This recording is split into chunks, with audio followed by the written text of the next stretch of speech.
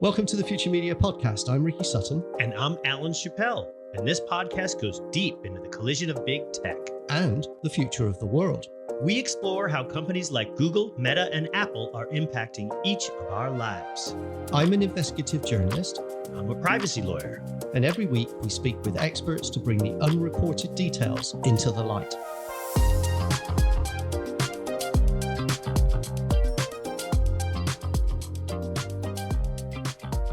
Today on Future Media, we've got a heavyweight, Marty Baron, the newsroom leader who spent decades walking straight into the storms that shape modern journalism.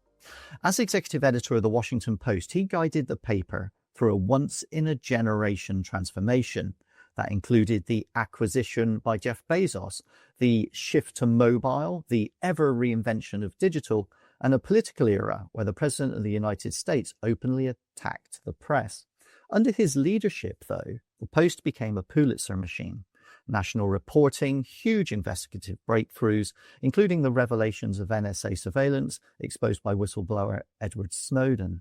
And before that, his teams at the Boston Globe exposed systemic abuse in the Catholic Church, which also won a Pulitzer and became an Oscar-winning movie, Spotlight. Now, Baron has warned that waves of technology are eroding our foundations, but he's equally said that technology brings both anxiety and excitement and a chance to reinvent the craft, which is something that's very close to the hearts of Chris and I. So today, I asked him to come on to share his advice for how today's media leaders should tackle all of the challenges ahead of them, holding the line on integrity under political and increasing financial pressure, how to fearlessly innovate and keep newsrooms focused when platforms are constantly shifting under their feet, and why he believes that press freedom's not just a slogan, it's the operating system of democracy. So there's a lot to talk about. And Marty, thank you so much for coming on. Thank you. I just wanted to start here. I have spent the last 2 days reading reams of comments and speeches and work that you've done talking about this. And one that really stood out for me is not one of your most famous, but it really spoke to the issue that I see every day. You told journalism students at Utah Valley University last year, you said this, quote, "I don't think we can afford not to be optimistic about the future of journalism. I've never seen anybody succeed by expecting to fail." That goes to the absolute heart of really what Chris and I are trying to help publisher leaders with, which is it feels so hard to be optimistic. How did you manage it? Well, I don't think we have any choice, to tell you the truth. I mean, I think it's very important that our profession succeed, that our industry succeed. And I think we have to focus on the opportunities and not just the problems. I mean, this is a philosophy of mine that goes back some time. Actually, when I first became an editor, I was floundering as to what that actually meant, what I was supposed to do. I had been a reporter before. I knew what I was supposed to do, report the story, write it, try to write it well, and I had my byline on it, and there I was. And then I moved on to the next thing. It was this clear sense of achievement. And when I became an editor, I was struggling to figure out what management meant. And the one book that I read was by Peter Drucker. And one of the points that it's probably the only management book that I've read that actually I paid any real attention to tell you the truth. And it was extremely helpful to me. And one of the points that he made there is that an organization needs to focus on the opportunities, not just on the problems. And so I think we always need to focus on the opportunities. And there always are opportunities, even though we may not recognize them at the time. And we need to find them. And so I think it's important that we that we have a sense of achievement, that we can achieve things, and that we not just despair because of the problems we face at the moment, no matter how immense they are. And they are quite substantial these days. I think most people would, and most leaders would realize and understand that sentiment. The question is where do you find the courage to do it? Well, I wanted to keep my job, so that was important, right? So if I didn't muster the courage to figure out how to succeed, then I would have lost that job, and I don't know what I would have done otherwise. So that was important. The second thing was that I needed to meet the expectations of not only my bosses, but the people who worked for me. They wanted to succeed. They had careers ahead of them. And on top of that,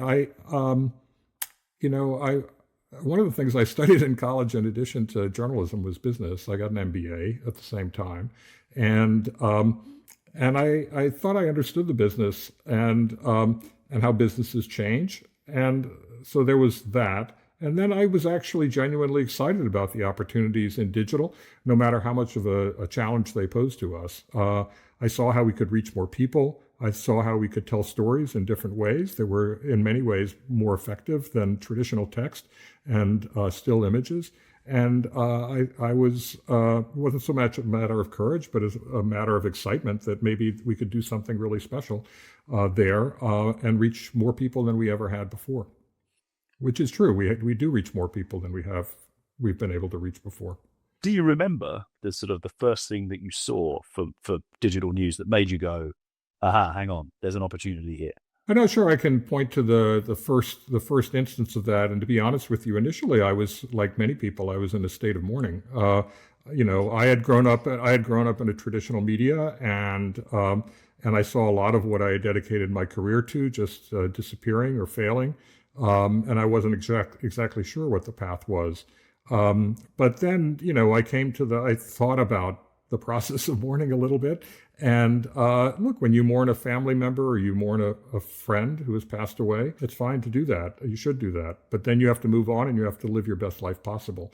And so I came to the conclusion that we have to live our best life possible and find fulfillment and stay true to our core values, but find new ways of communicating with people and accept that we lived in a new world and we were going to not only have to adapt to it, but we were going to have to embrace it and succeed at that. And so then I just sort of set the mourning aside and said, we're moving on. And I don't remember exactly. I mean, I could see it when I was working at the Boston Globe, and I started there in the summer of 2001. The internet had already had a tremendous impact on our business, but I saw how we were reaching many more people, and we were able to sort of adapt new storytelling methods that were very exciting. We were beginning to use video. Social media, of course, came into existence in about 2007, 2008, and with Facebook and Twitter and all of that. And at the time, I was more excited about social media than I am today, to tell you the truth. But there was an opportunity for us to present ourselves as real human beings, not just as an institution. There was an opportunity to connect more directly with our audience. There were ways of just communicating stories that were potentially more effective than the traditional methods that we had relied upon. So can I shorthand that to say that technology should be viewed as a delivery platform, not the journalism itself is foundational. It's just a delivery platform. Is that a fair way to explain what you're saying? Yeah, I think so. I mean, it's also a tool for us, by the way, but I think that it is a delivery platform. And, I came to the conclusion that we needed to deliver journalism, but the journalism was going to change the way that storytelling was going to need to change, and that we needed to recognize that it had changed over the decades, over the centuries, as a matter of fact. If you look back at the newspapers back a couple of centuries ago, they're very different from the newspapers that we had in the year 2000, for example. So we were always changing, and that media changed. So you looked at how a radio came into existence, and that was a different form of storytelling than text in print. And then television came along, and of course there was a reliance on video over simply audio. And so the way you told stories on television was different from the way you told stories on radio, which was different from the way you told stories in print. Then along came the internet, and we were kind of telling stories the very same way we had told them in print, except that we were doing them in a digital form. And I came to realize that, look, it's just a new medium. It's a new platform. It's a new way of distributing. And because of this technology, people are consuming the information in a very different way than they did before. And that requires us, if the ways that people are consuming information is changing, then the way that we deliver that information has to change as well. And we just needed to figure out, well, what is that? What do we actually need to do in order to connect with people more effectively? Can I ask a nuanced question here? So Obviously, over recent years, as newsrooms have come under increasing financial pressure, the focus of many leaders has been to keep the lights on, or the focus has been very much on managing up, managing to shareholders, making sure they're giving them a story that there's a sustainable model for the business. And that's maybe distracted them from managing down to their teams and thinking about the product. Do you think that's a fair criticism? Do you witness that? Well, it depends who you're talking about in these organizations, right? I mean, I certainly think at the time that when we were owned essentially by public companies, there was clearly an emphasis on the corporation's part at delivering higher stock prices, better dividends, maintaining those dividends. I think it was very short-term oriented and much to the detriment of our news organizations. We were not investing adequately in the future. I mean, if you look back, and I've made this point many, many times, if you look back at all the technologies over the last several decades, you can't point to a single development that came from a traditional news organization. I can't think of one. They all came from others, startups essentially. And, that should tell us something about our own industry, that we weren't nearly innovative enough. It's not as if we didn't have the money to invest in R&D. We just didn't. And we were in a very defensive crouch. Certainly, for example, when Craigslist came on board, the newspapers were just trying to be very defensive about their existing classifieds business. And they didn't innovate. They didn't respond to what Craig Newmark was doing. And we should have. We should have found other ways to do that. And time again, I think we largely failed to learn the lesson that we need to be the innovators. We need to be out front. We need to be the pioneers. And, I think to this day, we really haven't been. So. Oh my goodness. That's, isn't that just music to our ears, isn't it, Chris? Yeah, there is definitely a strong history at also, I think, of news organizations starting and not quite having the conviction. They've maybe gone a bit early. I definitely remember we closed down at the Sun, what you would recognize now as a social network, because we had 500,000 people exchanging text and pictures. And the business team kind of sat down and said, can't see any way of making money out of this. Well, I saw that. I saw that as well. I mean, I worked at the Miami Herald when they launched something called video text. Knight Ridder, which was the parent company of the Miami Herald at the time, they had launched that, and that was a good thing for them to experiment, but it was very expensive. Of course, people didn't have internet connections at the time. You didn't have broadband. But that's really, I mean, the proliferation of broadband is really what made all the difference in our business. And so they gave up on that. It's not that they gave up on the internet, but they sort of were licking their wounds, I think, to some degree. And I remember when I was at the LA Times and asked one of the senior executives there, we were talking about the internet. And he said, look, they had that video text thing at Knight Ridder, and he was very dismissive about what we really needed to do on the internet. Failures, sure. I mean, failure hurts. On the other hand, you have to recognize that failure is not it's not the definitive answer, that maybe you try again and you try again in a different way. You may remember the New York Times actually introduced its first paywall around their particular columnists, and that failed. But they came back and they tried again, and then they introduced a paywall again, and it actually worked extremely well and has worked extremely well for them. Marty, can I ask a question? I was fascinated by the fact that you did an MBA in business. That's interesting. Do you think that's important? Do you think that was helpful? Well, it was helpful to me. It was helpful to me in a number of different ways. First of all, just in terms of my career, very shortly after I went into journalism, there was a need for business reporters. So if you go back, I graduated from college in 1976. And in 1979, the Federal Reserve in the United States deregulated interest rates, and that created a huge market for business journalism. They were selling all sorts of new financial products. People were much more in charge of their own investments. So that helped. So then I was recruited to be a business reporter because I was the only one who evidently had ever studied business. And there were just a tremendous number of openings at the time, and that's what got me hired at the Los Angeles Times, where I was covering business then. So that was helpful in that sense. And then when I went into management, which was pretty early in my career, it was about 7 years after I had started in the field, I was hired as an editor. And when I got into the senior ranks, I felt that I could communicate very effectively with people on the business side, because I wasn't intimidated at all by the numbers. I didn't have to accept that what they said was true, and in many instances I didn't think that they were right. Just because they were better at putting together PowerPoints than I was did not necessarily mean they had a better financial analysis than I did, or a better sense of strategy than I did. Not to say that I was always right, but and I certainly wasn't. But I can make my arguments on a business level. And also, I should say, as a reporter, I also wasn't intimidated when I spoke to business executives, because I could do my own financial analysis on their statements and all of that. So I just wasn't intimidated at all. So I think it's been helpful that way, and having a sense of basic economics. I mean, I took God knows how many economics courses. I took finance courses. Accounting was my real problem, but I took them anyway. I was never quite sure what became, what really belonged in the asset category and what belonged in the liability category. I just felt that I knew the field. I wasn't an expert in anything by any means. I was a generalist, but I thought it was helpful. And I thought it was helpful to understand where journalism fit within the framework of the business itself, and that I never felt that we as journalists should not be paying attention to the business. Whereas a lot of journalists in traditional news organizations felt that it wasn't their responsibility to even think about the business.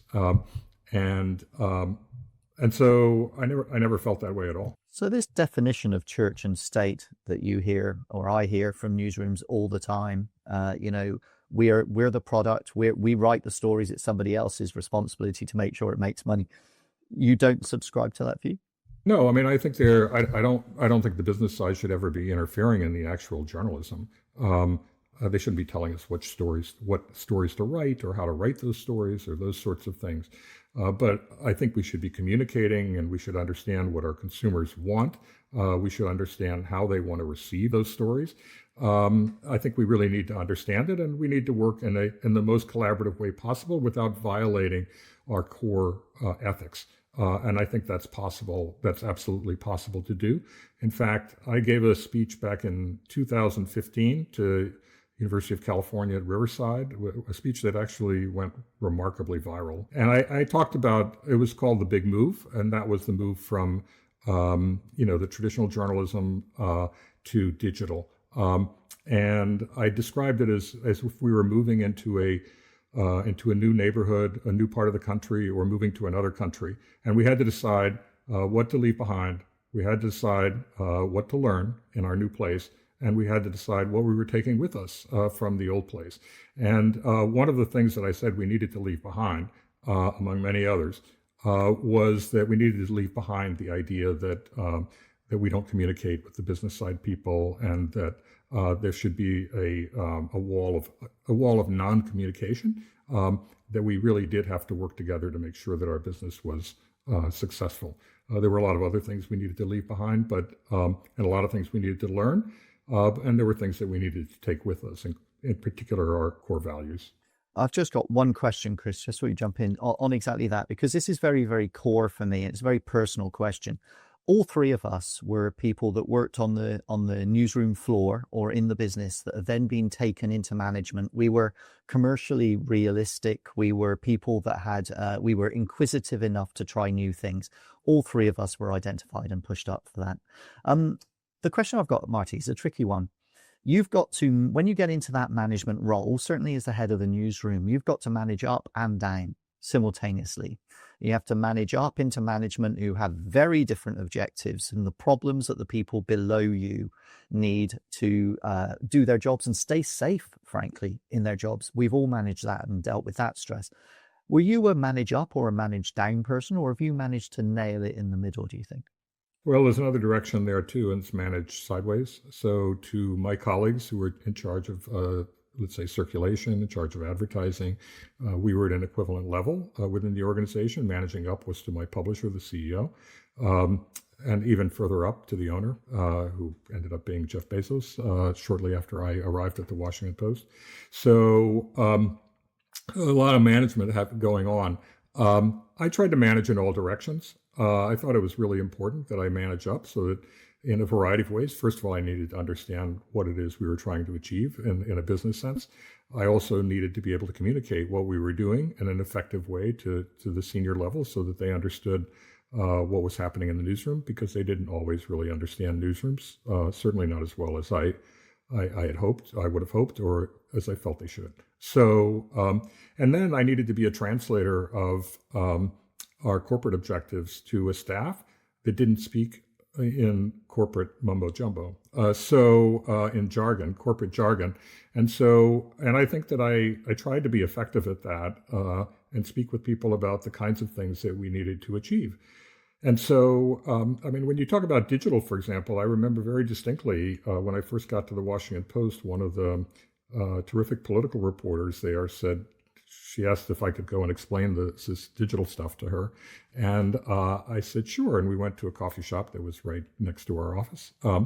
And I said, I was looking out the window and she was looking inside. And I said, well, look around. Do you see anybody with a print newspaper in this coffee shop?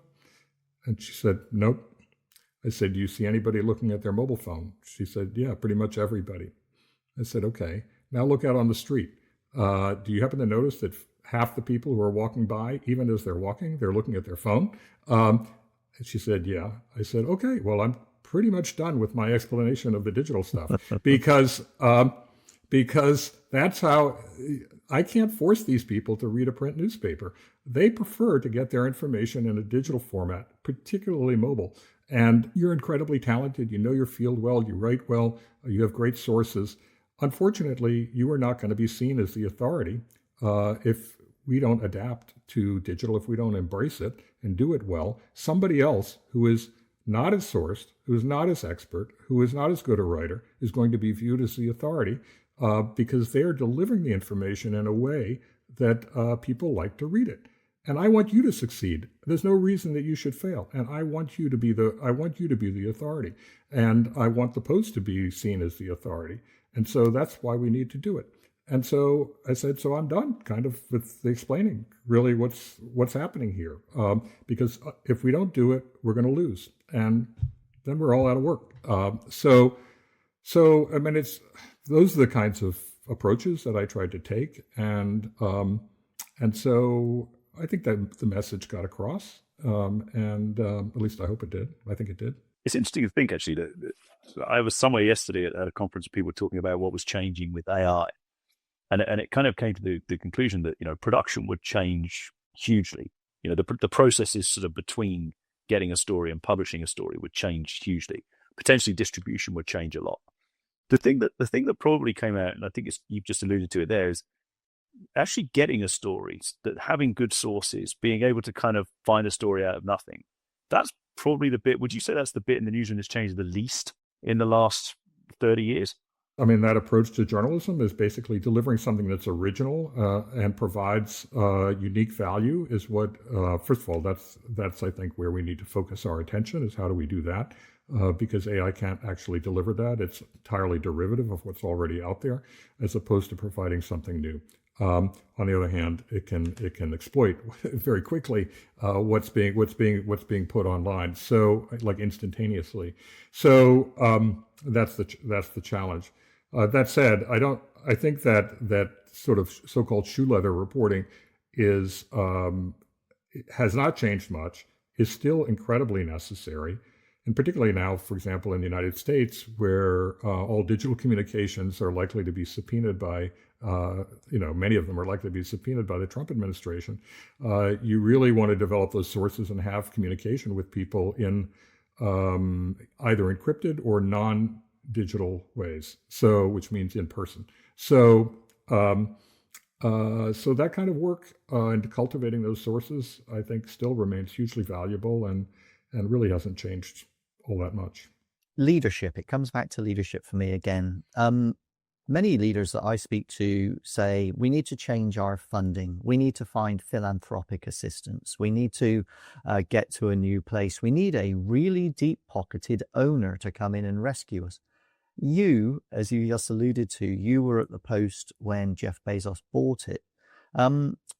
What do you think were the positives, and maybe even share some of the negatives and the challenges of managing what for many would be a dream come true, but I would imagine it's not quite as simple as that. Well, it was certainly a huge advantage. I hardly could deny that. It was absolutely helpful. for him to acquire us at that particular moment. He talked about providing us runway. That runway was for taking off, not so much for landing. So it would give us time, and we needed time. I think in the business, that's one of the challenges right now, is that in order to fund new initiatives, that you're having to sort of cut resources for things that readers are necessarily attached to, while you're trying to fund things that are more experimental in nature and that you don't know whether they'll be attached to at all. And in fact, traditional readers may not like it at all. It allowed his investment in the first couple of years really allowed us to invest in new things without having to sacrifice a lot of the more traditional work that we were doing and that our readers wanted, and gave us time to experiment in a variety of ways that actually turned out to be quite successful. I think pretty much everything that we launched, maybe with one exception that I can think of, did not take off. And so that was really helpful. And so it was helpful to have him there. I'm not saying that's obviously not available to everybody, and so other people have to find other ways to go about it. But you do need resources. I mean, you got to find the resources somewhere. I mean, there's going to have to be either new investment, or they will have to come out of things that you're already doing, and then you have to make some very hard choices, which I think a lot of media organizations have been doing. But for some of them, they just did it too late in the scheme of things, and so they need to decide what's proving to be of little value to our readers, and let's stop doing that. Let's just stop doing it. We know we're going to get complaints, but we're just going to have to endure those complaints and invest in things that represent our future and are not just our past. So clearly, Jeff Bezos is probably the most successful businessman of his generation. I think that most people would probably think he's up there. Did he bring kind of a new business discipline in? So a kind of risk it to try and build it and see what happens. But was there also a discipline to kind of stop things if they weren't working? I guess what I'm asking actually is, did he insist on that kind of discipline within the business, or did the business itself grow that? I think it was implicit pretty much, or maybe it was explicit at various points, but it was clear that if something wasn't working, we should just stop doing it.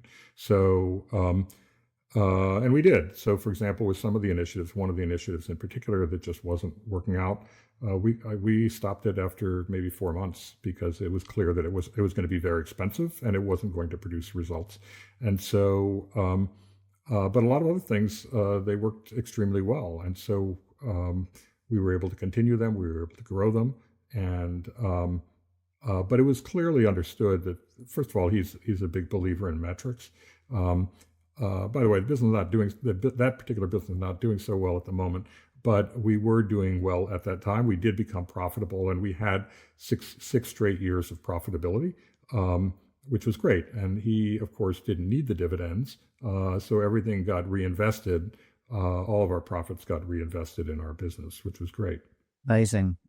Chris, you've run the P&L of large media companies. Do you get that kind of discipline passed down to you?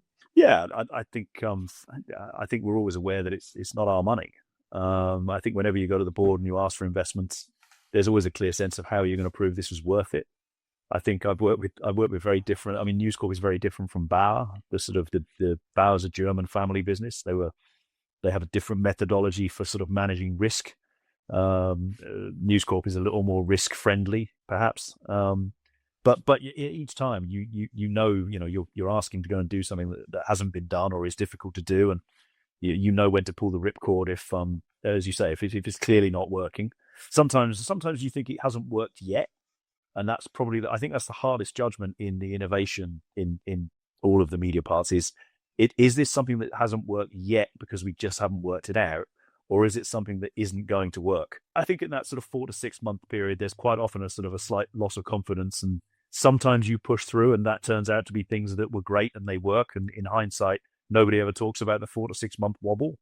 And some things, you have to shut down. Yeah. And I think, from Bezos's point of view, he always said, human nature is that we always just trying to fix the problems. We're always like Mr. Fix-It. And so we obsess and we work at it and we work at it and we work at it and nothing is working. He said we are often better served by finding surprising successes, some things that are working, even though we're not even paying attention to them. That was true for us, for example, in the whole newsletter area. We were not paying a lot of attention to it. We were meeting with him, and yet we were growing. And our presentation on newsletters, he put it aside on the table, and then at the end of everything, he said, well, let me come back to this, because we're growing even though we're not doing anything. And so how can we do even better? How can we accelerate rather than just focusing on? And so we put together a major initiative on newsletters, which proved to be quite successful. And that is, in fact, how now a lot of people receive their information, of course. So he made very clear, too, I should say, that the Post was not going to be a charity. The objective was to have it become a sustainable business. It was not his charity, and he expected us to work towards sustainability, and that there would be a discipline for all of that, and we weren't going to be the recipient of an endless supply of money from his bank account, that we were subject to the same sort of discipline that any business would have. Leadership of a newsroom from a media company, you can't not talk about the journalism, the editorial piece. Too much conversation for me seems to be about the business and not enough about this. You were the editor during Trump 1. So you obviously had a very difficult new world to operate within. You had to remain and maintain the ethics and the standards of your business amid all of these other changes that were going on, changes of ownership, changes in the digital arena. How did you balance all of those things? And I guess make sure that the thing you were turning up to do every day was the thing you focused on most? Yeah, I'm not sure whether I did keep my balance or how I did it, but look, I mean, my top priority was the quality of our journalism, and I thought that was the right priority. The quality of journalism was going to determine how many readers we had. It was going to determine how many subscribers we had, and it was going to determine whether we were true to our purpose as a journalistic institution, which was to give the public the information, as I see it, to give the public the information it needs and deserves to know so that people can govern themselves. And when it came to Trump, or any other president for the matter, I was there for the final 2 years of the Obama administration, that our job was to tell people what was going on. The president is the single most powerful person in the world. I think there's no question about that. And we had an absolute duty to tell citizens what their government was up to, and to look behind the curtain and look beneath the surface and all of that. And I think that's what we saw as our mission.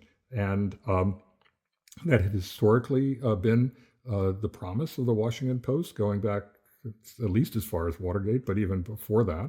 And we needed to live up to that. I think that was the expectation of our readers, and we needed to deliver on that expectation.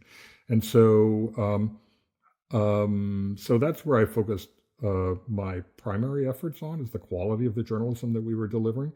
And then, of course, I needed to focus on how we were delivering it, and whether we were delivering it in a way that people wanted to receive it. So those were my sort of the primary areas of focus. So is it 17 or 18 Pulitzers that your newsrooms have won? 18, yeah. 18. Yeah, the 18th it was a little unusual because that Pulitzer was for coverage of what happened on January 6th, 2021. And I was there for that event.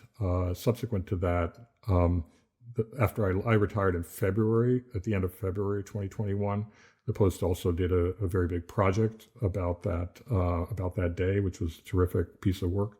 But that was published after I had left. But the Pulitzer, the most of the stories there, with that exception, were published under my tenure. So that's 18. Yeah, it is really quite amazing. You must have a wardrobe full of black tie suits. No, and I have one, and I try to wear it as infrequently as possible. I can't stand it. I can't stand black tie.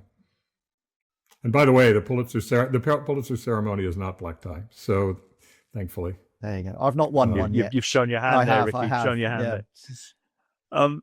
Can I ask? I think one of the challenges, as I say, I'm sitting normally outside the newsroom, but one of the challenges, it strikes me, at the moment is this sense of how you as an editor calibrate the sort of scale of everything that happens every day.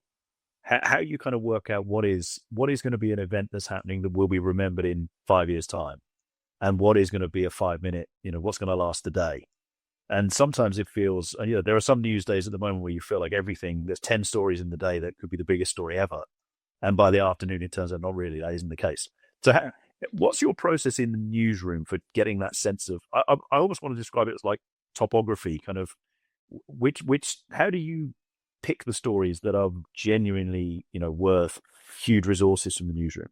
It's really hard to talk about that in the abstract. I mean, you take January 6, 2021, obviously that was an insurrection. I know that the president doesn't like to say that, and he doesn't like the suggestion that he incited it, but I think it was an insurrection, and he did incite it. And that was an effort to really reverse the results of an election. We had never seen anything like that in this country. No question that something like that deserves enormous resources, and the Post and other major outlets, of course, devoted enormous resources to that story. Pandemic would be another thing. I mean, there's an event that affected every department of our newsroom. I mean, it affected how we ourselves worked and where we worked, but it affected sports, it affected entertainment, it affected government, it affected medicine. So those kinds of things, there's just no question about it. Beyond that, I mean, I think it's important to step back and when you're thinking about like what projects to work on, look for things that might be a pattern. What might be systemic. So in the case of the Catholic Church, for example, at the Globe, the suggestion there was not just that one priest had abused, what kicked it off was an accusation that one priest had abused as many as 80 kids, and the church denied that, and we needed to get at the truth. But beyond that, the question that I posed was this the policy of the church to cover up these kinds of abuses? And was the cardinal himself complicit in that? Was it systemic, essentially? And so, and then again, at the Post, at one point, one of our reporters, terrific reporter, Carol Lenig, was covering some instances where the Secret Service had really screwed up. And there were a couple of those cases. And then I asked her whether these were isolated cases or whether there was something fundamentally wrong at the Secret Service, whether there was something systemically wrong at the Secret Service. And she said, well, let me do a little bit more research. And she did, and she came back with several other stories. And it did appear, in fact, to be systemic management problems at the Secret Service. And we did all those stories. We did win a Pulitzer for that. She won a Pulitzer for that. And the director of the Secret Service got fired over that. The other thing about that is that's an institution that is not commonly investigated. It has this great public image. All of the Secret Service people, they've got their sunglasses. They all look very fit. They look all very cool. But behind that, that it's a bit of a facade. They're like any other institution. There are all sorts of human failings. And so we looked at that, and those are the kinds of things that I think we always need to keep an eye on. Where do you think journalism's at today, Marty? You've had a couple of years out of the business now, so you can have an unemotional view with a very expert eye from the outside, not necessarily from the inside. What's your perspective of journalism, not the world that we live in, but the actual journalism? Is it still doing as good a job as it should do, or does it need to raise its game at this point, do you think? Well, first of all, I think we have to define journalism. I think people are struggling to define that these days. It's communicating information is taking place in a lot of different ways. So, I think it's possible for an influencer to practice journalism. It depends what it is that individual is doing. At the core of it is, do they have a policy of verification of the information that they're passing along? If they don't, then they're not, in my view, they're not practicing actual journalism, because at the heart of our profession should be verification. So we need to, discuss what journalism to me is the process of verification. And look, I think we're struggling to figure out where we fit in these days. It's such a fragmented market.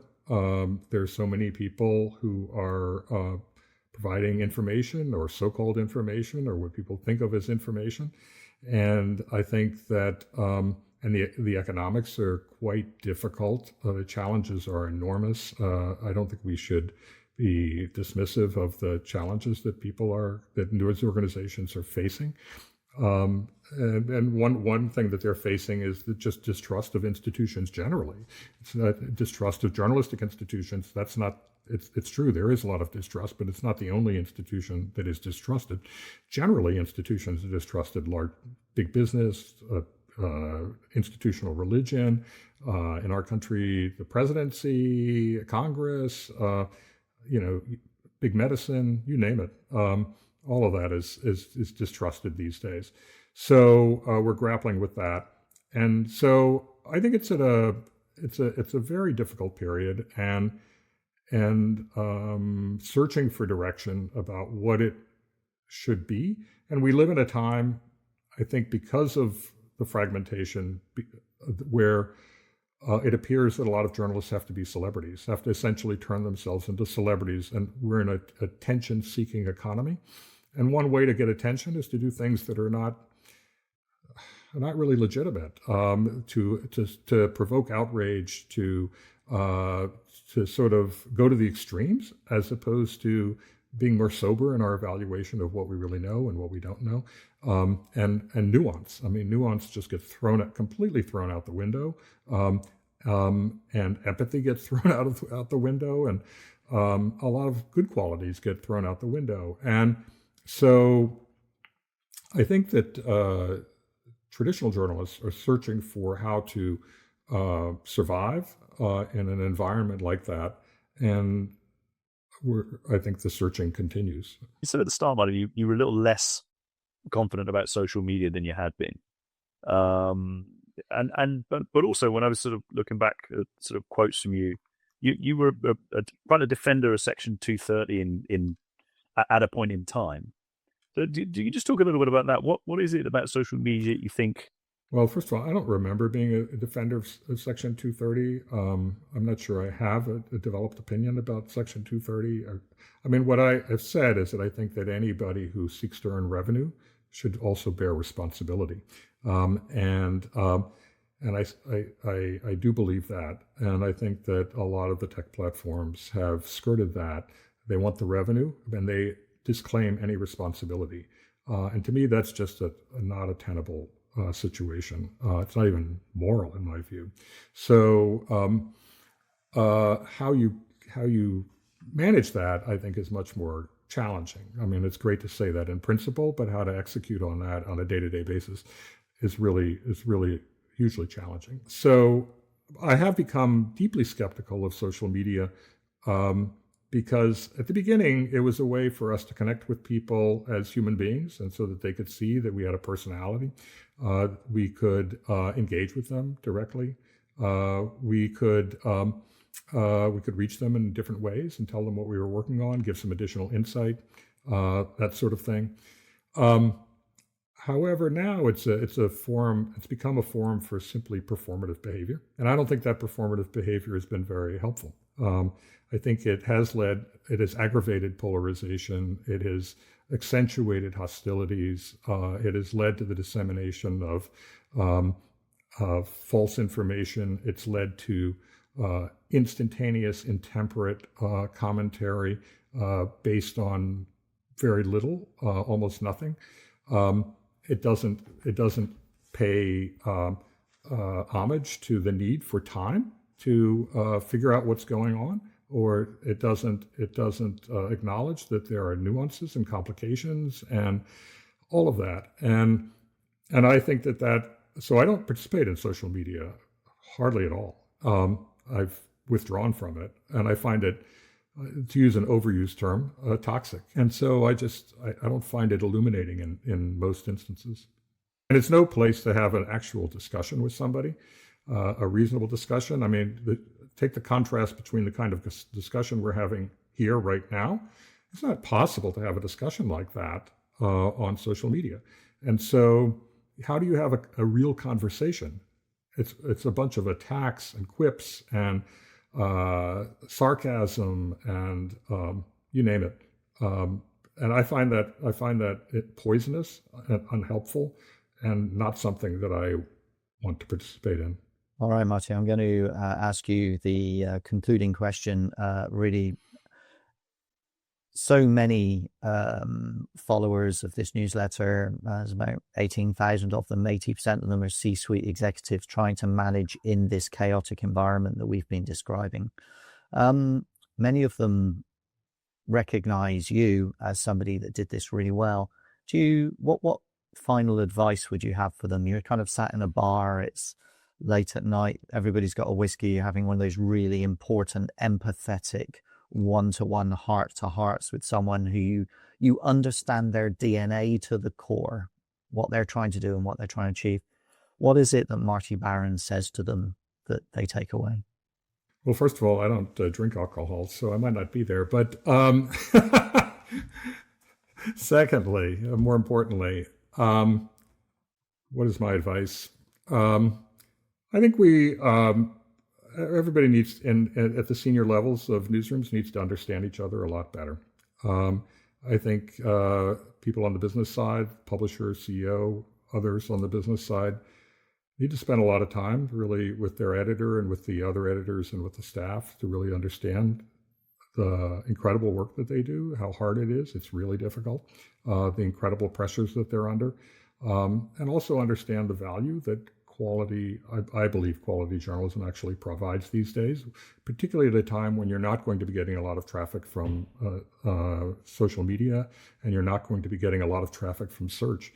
Being able to provide original, high-quality information, something that's of true value, where there could be value of new information, or it could be the value of analysis and commentary, in a whole variety of ways you can provide true, extraordinary value.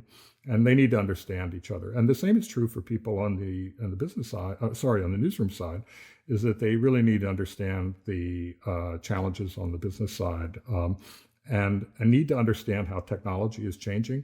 I mean, I tell people today that we need to be comfortable with discomfort, because instability is a permanent condition of our business.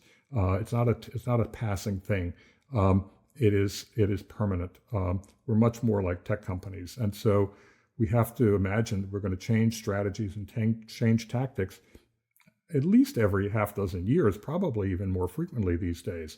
I mean, the advent of Gen AI is just an example of that, of how quickly everybody's had to scramble to say, how does this change our business? And I think it's encouraging that a lot of news organizations have worked very speedily to adapt to this and to embrace it, and to figure out how to incorporate it into their work. But people on the news side really need to understand that this is just the way things are. So there needs to be a lot more mutual understanding, and people should work at that. I think that's a job to be done, and I don't see, what I think is often missing is that neither side seems to be really working at that. And by the way, on the newsroom side, I include the unions in that as well, because I think that we live in a time where we all have to work together to make sure that our industry survives and thrives, and that is as true of chief executives as it is of union chiefs. And so we're going to have to figure out how to work together, because if we're working against each other, we're just not going to succeed. So a lot more communication, a lot more understanding, and that's what I would advise. Marty, thank you very much indeed. Those are all wise pieces of advice. I spoke yesterday to one of the lawyers that was in court in prosecuting. He was from the DOJ and he was prosecuting Google in the court case. And he said, I realized while we were going through this process that they move fast and break things and we move slowly to fix things, and it's not working. And good point. Yeah. And so you suddenly find that sometimes in the world that we live in today, the modern world we live in, that the things we've perhaps done forever are not the things we need to do to keep going forward. And that's the learning. Yeah. It's been amazing. It's been super insightful. And I'm sure I speak for both of us when I say thank you ever so much for giving us your time to talk to us today. There's a lot to do, but hopefully people will take some guidance from this on how to get there. Thank you very much indeed, Marty Baron. Thank you so much. Thanks for having me. Thanks for your interest. Thanks for tuning in. The Future Media Podcast is a production of Future Media and Ricky Sutton.